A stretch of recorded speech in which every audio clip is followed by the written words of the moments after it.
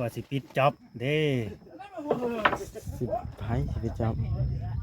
เอาข่าวดีนี่แหละสิมาแจ้งข่าวดีเนาะนั่นแหละโอ้ยิ้มแล้วทั้งนะปืนเราดีใจแล้วฮะดีใจบ่ข่อยก็ยังดีใจบ่ว่าแต่เราดีใจน้องเพิ่นปิดจ็อบ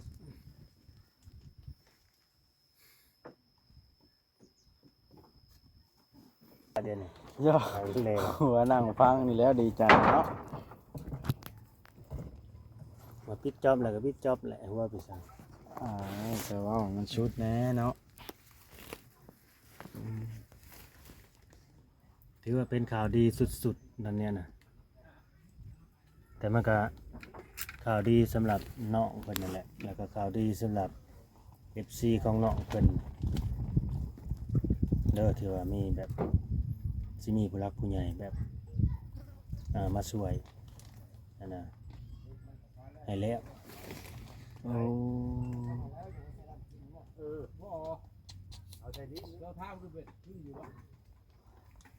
ว่าเป็นข่าวที่ว่าอึ้งเลยอย่าลืมกดติดตามเพื่อเป็นกำลังใจให้ผมด้วยนะครับทุกคนขอบคุณมากๆครับขึ้นช่างกำลังเร่งมือพี่น้องเลยเนาะกำลังเร่งมือเตรียมสีนัดพี่น้อง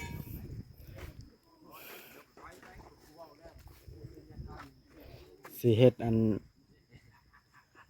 ต่อสาวสบายดีได้ยังมาตอนช่างมาเนี่ยได้น้ำเคี่ยวกับน้ำโคกไปเบิ้งไผซื้อมานะคอยซื้อมาย่างไปก่อนเฮ้ยให้เจ้าย่างไว้ย่างไว้อยู่ใต้คลิปหยอกว่าพี่น้อง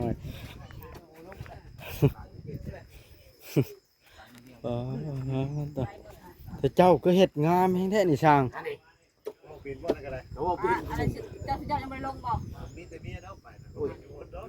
วิธีการบ่นี่นะวิธีการท้าเสาเฮ็ดแนวนี้เลยบ่สี่บ่นี่วัดแก้วขาดแค่นี้จะคู่มันดูจักแล้วไปปวดแค่นี้ได้จะมาพ่นกันนั่นแหละนี่ก็คนนี้อย่าเฮ็ดงามหลายกว่าสร้างเปลี่ยนใหม่นะบ่เปลี่ยนใหม่นะบ่เห็นชื่อพ่อวัดเห็นเพิ่นประกาศนี่แล้วมือลงไปนะชื่อได้แล้วบัดนี้จักสื่อเพียงก็ ทาน้ำมันพืชบ่แม่นมาประชุมมื้อน่ะเด้ว่าเจ้าเมืองลงมาประชุมเพื่อการมอดได้นี่เนาะบ่มีไปแล้วบัดนี้เนาะแล้วบ้านใหญ่มาทาบ้านเนาะทาน้ำมันพืชพี่น้องเอ้ยโอ้บ้านน้อยก็มีโบสถ์เนาะอะไรแต่กูเฮามือว่านนี่น้อยนะไว้อยู่หั่นเลยบ่เราบ่ตรงน่ะอยู่เทิงหาก็ลงมาสวัสดีเราเป็นสัมภาษณ์มาเอาขาตั้งกล้องมาตั้งนำกันมันลืมไปไว้ไปอยู่คนละมุมในบ้านมันลืมอยู่เฮือนเอาในกล่องรถสั่งนั่นสิทั้งนี้บ่แล้วบ่ได้เห็นเอาสิออกกันเด้อบ่บอสมียังมาแจ้งเอาเป็นบ่โอ้ยยังบ่มีบ่ยังเงียบอยู่ใจเย็นค่อยเป็นค่อยไปเฮาก็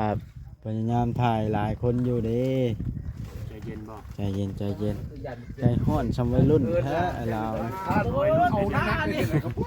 วัยรุ่นในเดือนนี้รุ่นของลูกของเมียได้เดือน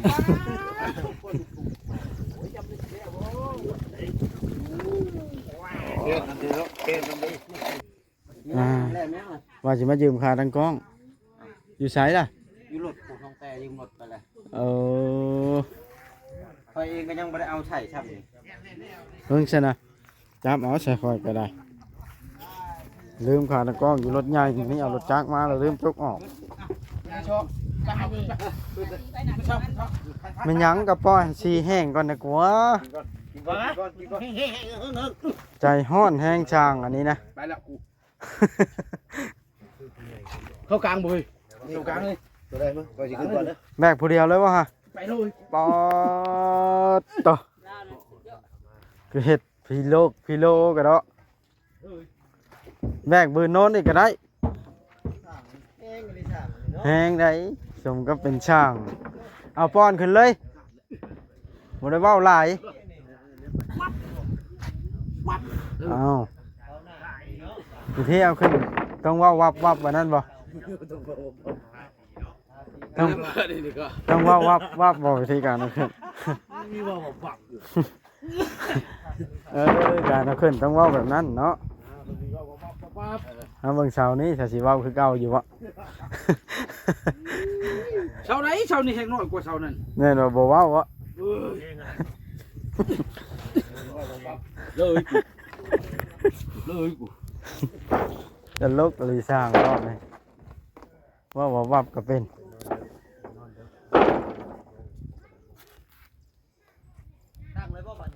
ว่าจะขั้นละ ได้เช้าขอกไปเบิ่งเด้อ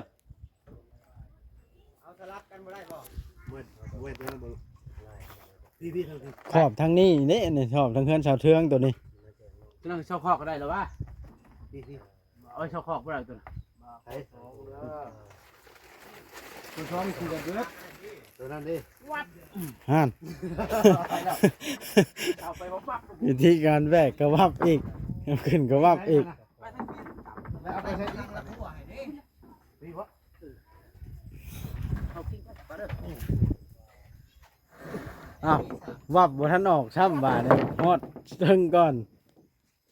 สำบายแต่พุทธ ไปเลยได้บ่ สำบายแต่พุทธาสี่บ่ต้องวับต้องวิบ เช้าใหญ่เลยเช้าใหญ่ไปกลางเอา ข่าวดีมาฟังข่าวดีกัน เอาพื้นข่าวดีแล้วแวะมาโลดแบบบ่ แม่มาลดเฮาก็อยากพังน้ำให้เนาะ เอ๊ะกระสอบเรามันลงเลย อย่ามัน ดีไม่เนาะ เธอหลิง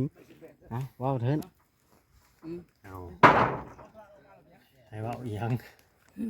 เอาเป็นข่าวดีเลยกับพ่อเลยเนาะ ดีได้เฮือนอยู่ ข่าวดีสิได้เฮือนสิแล้ว ซาสี ข่าวดี โอ้ย คนเฮานะคิดดีทำดีแหละได้ดีถึงมันสิช้ามันก็ต้องได้ดีแต่ว่าทำดีคิดดี เอา แต่มันก็สิมีอุปสรรคแน่หั่นนะ แม่นแล้ว เคยได้ยินบ่เพิ่นว่ากันว่างานบ่มีแล้วบารมีบ่เกิด แม่นแล้ว เนี่ยประมาณนั้นถือไว้โลด แม่นข้อยเคยได้ยินเยอะนี่ก็ บา ได้ รมีบ่เกิดคนเฮามันก็มีคนหักคนสร้างเบิดนั่นแหละ กินข้าวกินน้ำแล้วมานี่กินแต่ดึกอะไรเนาะมากระ10 โมงเช้านั่นก็ได้ พอให้กิน7 โมงเช้า อ้าวว้าวสิฟังนะแม่นได้ข่าวดีเรื่องไหนเดี๋ยวนี้อยากฟังได้เด้ ก็ดีเรื่องเรื่องซ่านนี่แหละบาบอสเนี่ย แบบว่ามีงบจนแล้วละบัดนี้ ยังบ่ทันว่า อ้าวพอเราตั้งใจแล้วมาพัง เนาะหนุ่มโอ้โห ข่าวดีปุ๊บเอาเองคิดว่าพ่อแล้วบ่ เพราะว่าข่าวดีเนาะอ่า ว่าสิปิดจ็อบเด้ สิไปจับ เอาข่าวดีนี่แหละสิมาแจ้งข่าวดีเนาะนั่นแหละ โอ้ยิ้มแล้วทั้งนะปืน เราดีใจแล้วฮะ ดีใจบ่ ข่อยก็ยังดีใจบ่ว่าแต่เราดีใจน้องๆเพิ่น ปิดจ็อบ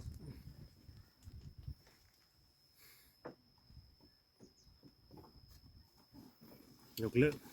อ๋อ ลุ้นอยู่ว่า ไปตรวจที่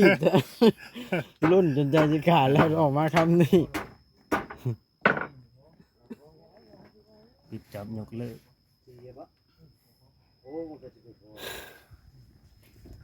ขันปิดเจาะอยู่บ่แม่นแล้วอยู่เลิกเนาะ แม่น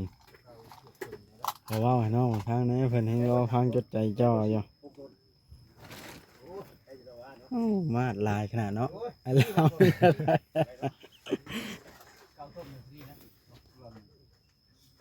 ขึ้นไปท่าแล้วบ่บันต้องได้มันต้องได้ใส่ไม้แล้วบันเพิ่งบอก สิขึ้นไปยืนเพิ่งบอก จังหน่อยอันพวกยืนกงเทิงนั่นก็ได้ถึกชี้จังหน่อยนี่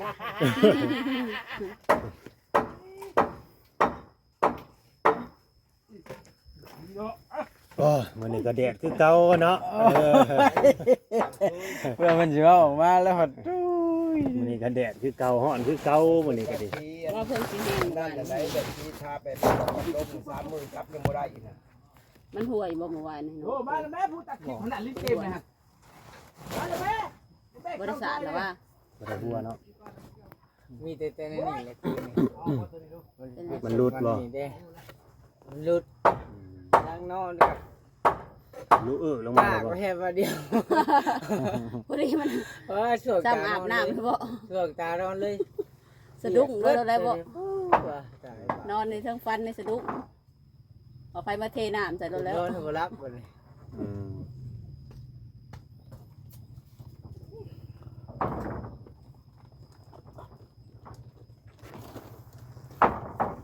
เป็นหมื่นเป็นยังจังทามันมันเขาแปลกเอาเป็นชามเช้าแดงกูหมู มันเด่นกับหมูเด้ ไม่ของเท่สิมันก็เป็นแต่ใหม่นี่มือ โอ้ยไม่โยงหัวแล้ว เอาเนี่ยฮะก็เอามาใหม่เด้อเลยมันแดงเอาในเจ้าเก่า ตายแล้ว ว่าวัดหัวยังก็เด่น ย่อ เอาเลย หัวนั่งฟังนี่แล้วดีใจเนาะ มาปิดจ๊อบแล้วก็ปิดจ๊อบแหละหัวไปสั่ง แต่ว่ามันชุดแน่เนาะ ถือว่าเป็นข่าวดีสุดๆนั่นเนี่ยนะแต่มันก็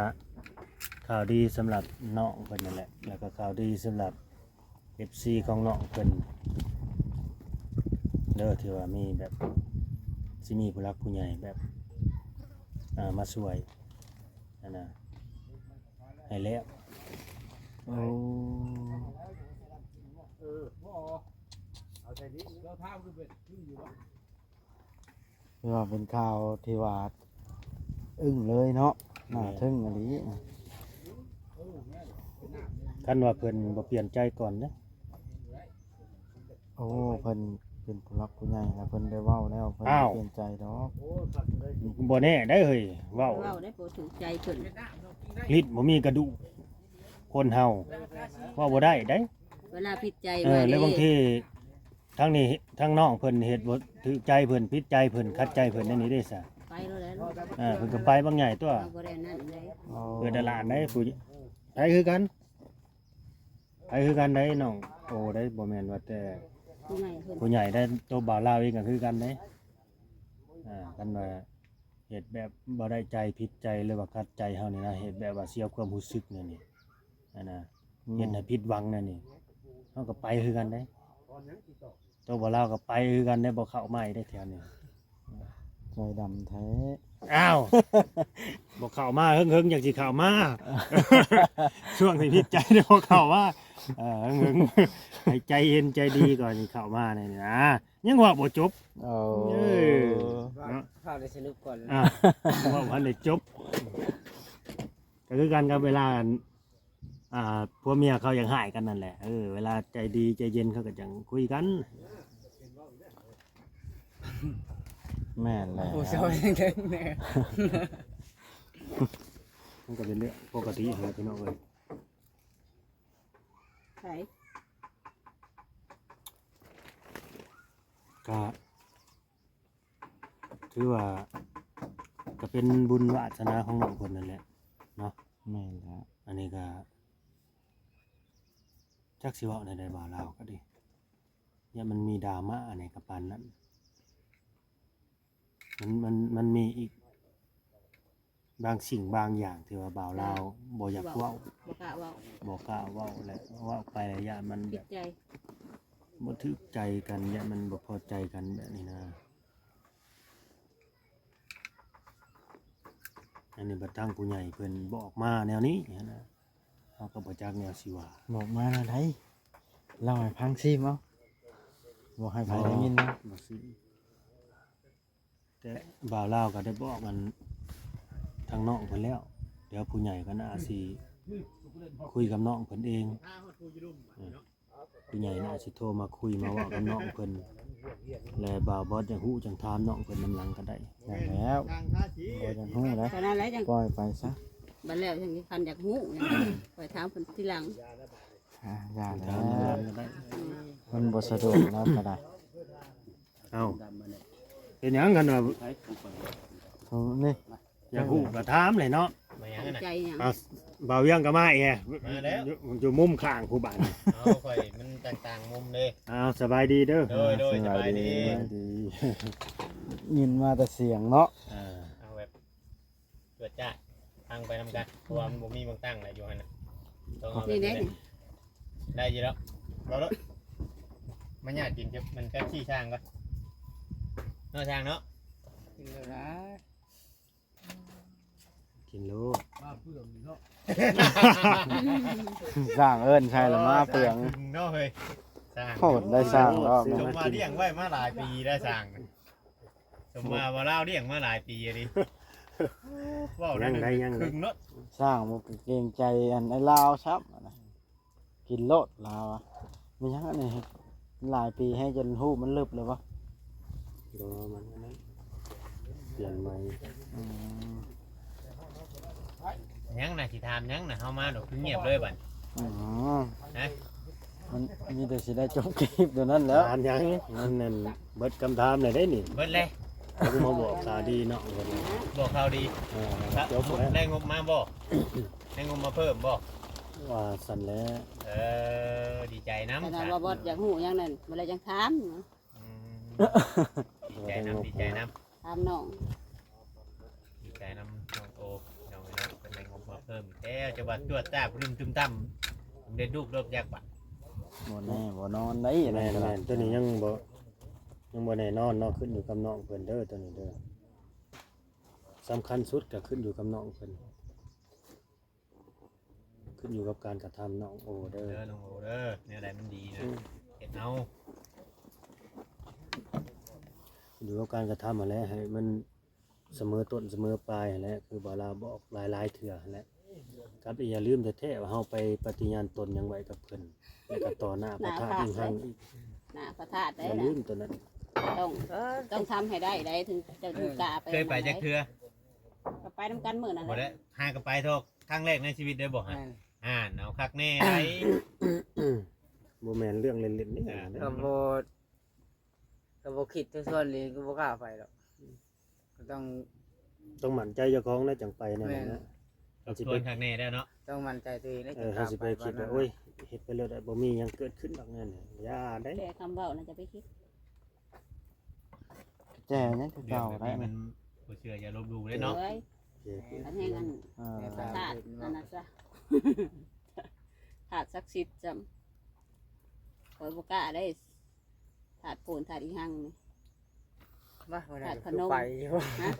วันนั้นคือไป เอาไปกับเฮาก็ไปขอยังเฮาบ่ได้แบบนั้นเนาะ โมเมนต์ถ้าธาตุจะคอยกับโบก้าแบบ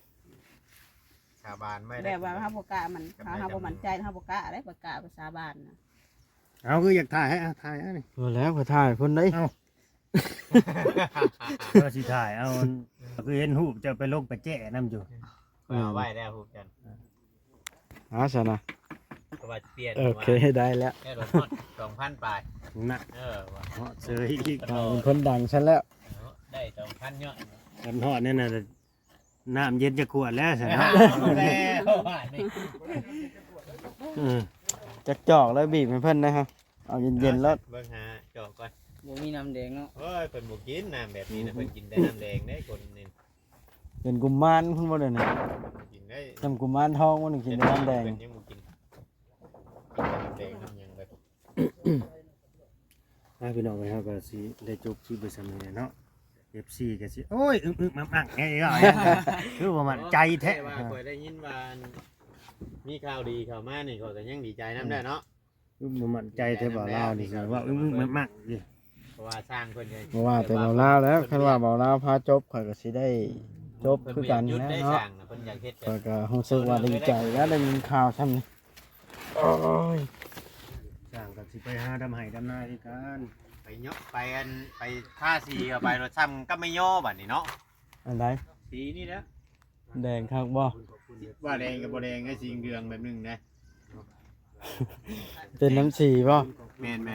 มันสีแบบสีไม่ย่อเราได้อันนี้นะคัก แล้วก็ผู้ใหญ่ใจบุญใจ ดีล่าสุดแหละคนล่าสุดเด้อครับ มากินน้ำหน่อยกว่าตุ กำลังว่าจริงเจ้าแล้วเจ้าต้องกินตัวนี้ แม่นๆเย็นแน่นะ เจ้าต้องกินบุกินเขา คนนี้เพื่อนที่ส่งผมมาให้เพื่อนในลูกเก็บไว้ใช้ได้ลงไข่จะมีใช้ได้ก็ให้ขึ้นร้อยเท่าพันเท่าให้ร่ำไปด้วย เอา ขอบ ตั คุ ด ณ ใจ เอาไปทาย ทางเบาลาวพร้อมจะเป็นสะพานบุญให้ร่ำไปด้วยให้ห่างให้มีก็เก้าให้สุขภาพแข็งแรง เอาสาธุสาธุ สาธุ แม่น ขอให้เก็บให้คิว แล้ว ๆเรียบร้อยแล้วเนาะกินน้ำเรียบร้อยแล้วบ่ได้หาการเฮ็ดน้ำมูกร่วมมานี่ โบ่ เขาคือว่าวางเห็ดขายอยู่ในทาง จะงอกออกบ่ เขาได้ยินเขาวันน้องเตว่าเขาวางขายอยู่เห็ดนั่น จะกินก็แกง อืมค่อยจบคลิปก่อนฮ้อนแดด โดย ไปตัดคลิปก่อน